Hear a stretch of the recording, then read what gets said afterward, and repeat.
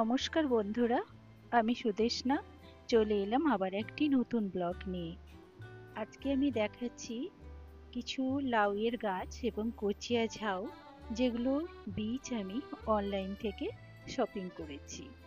আর এইখানে আমি অনলাইন শপিংয়ের কিছু ভিডিও তুলে রেখেছি যখন ওপেনিং করছি প্যাকেটটি, কেননা ওরা অনেক সময় যে বীজ দেওয়ার কথা ওর থেকে কম বীজ দেয়। তাই জন্যে যদি রিটার্ন করার ইচ্ছে থাকে তখন এই ভিডিওগুলি কাজে লেগে যায়। তাই জন্যে আমি ভিডিও করে রেখেছি, আর ওইগুলো আমি কিভাবে কেটেছিলাম, ভিডিও করেছিলাম তোমাদের সাথে সেগুলোই শেয়ার করছি। এই দেখো, এর ভিতরে লাউয়ের বীজ ছিল, এইগুলো এইগুলো হলো লাউয়ের বীজ। আর এরপরে আরেকটি প্যাকেট আমি কিনেছিলাম, এটি হচ্ছে কচিয়া ঝাউ। এর প্যাকেটটিও এইভাবেই পাওয়া যাচ্ছিল, তো ওটির ওপেনিংটাও আমি দেখিয়েছি। দেখো কি সুন্দরভাবে ওরা প্যাকেট করে পাঠায়। আর এগুলো না, এই গাছগুলো কিন্তু ভালো হয়। অনলাইন থেকে যদি আমরা বীজ নিতে পারি তাহলে কিন্তু এর গাছগুলো খুব ভালো হয়। আর অনেক সময় দোকানের বীজ থেকে গাছ হতে চায় না, অনলাইনে একটু দামটা বেশি পড়ে, সেক্ষেত্রে তোমরা কয়েকজন বন্ধু করে নিতে পারো এবং বীজগুলো শেয়ার করতে পারো। এই যে, এবার আমি চলে এলাম আমার ছাদে। ছাদে এসে আমি পুরোনো টবগুলো থেকে এই টবগুলোতে আমি গাঁদা গাছ লাগিয়েছিলাম, তো ওই মাটিগুলো মোটামুটি রেডি রয়েছে, সার টার দেওয়া রয়েছে। তারপরে আমি ওইখানে আর বেশি কিছু সার দেব না। আর দেখো, কালকে এই যে টুলসটা দেখছো, এটি আমি কালকে এনেছি বাজার থেকে। দুটো টুলস এনেছি, পরপর তোমাদের দেখাবো। এটি তার মধ্যে একটি, এইটিকে বলে গাইতি।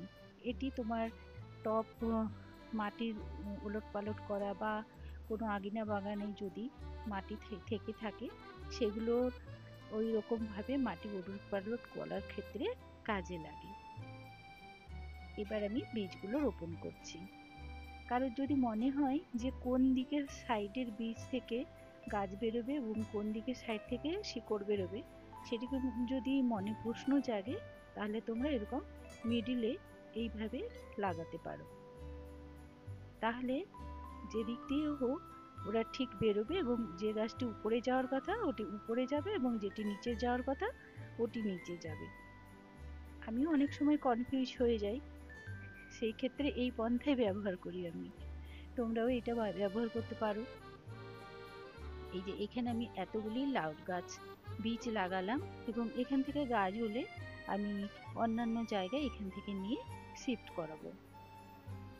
এবং এতগুলো গাছ তো আমার লাগবে না, তবে কাউকে দেব, ওই জন্য একসাথে এইভাবে আমি বীজগুলো রোপণ করলাম।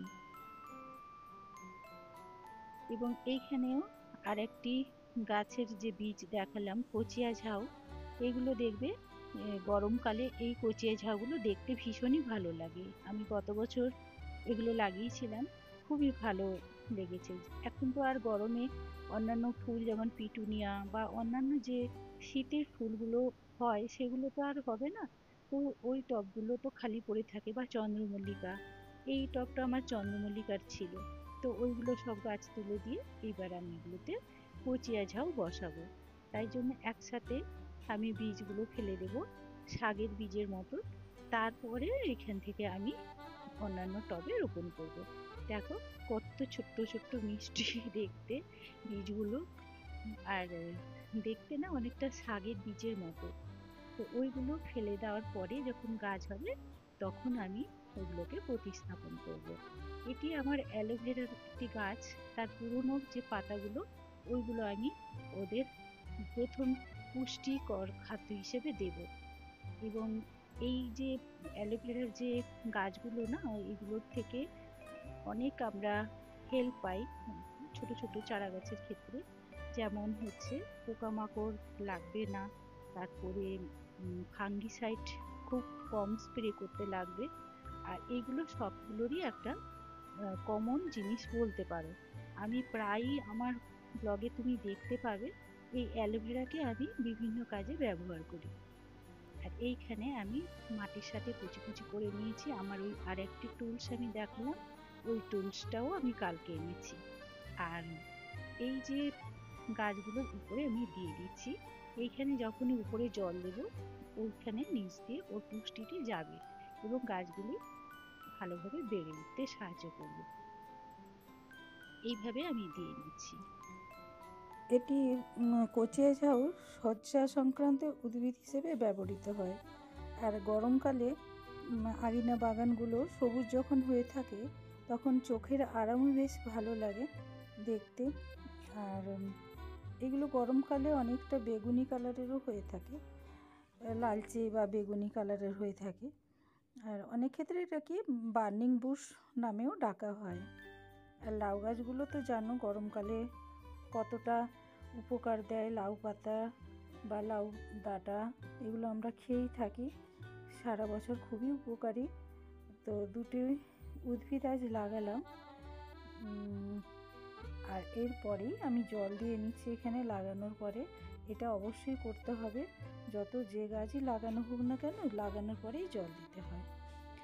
তাহলে এই পর্যন্ত আজ আমার কথা।